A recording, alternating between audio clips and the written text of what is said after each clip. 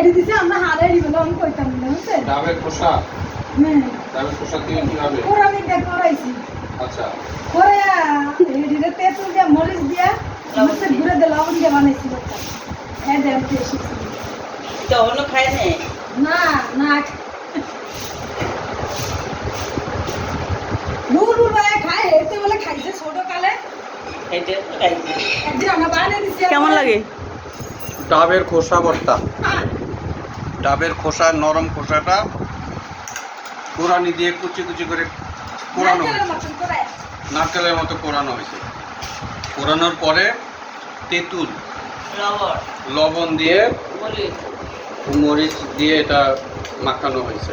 যেভাবে চালটা ভর্তা করে সেরকম টেস্ট মনে হচ্ছে কিন্তু বেশ মজাটা একটু নরম নরম লাগছে আফসোস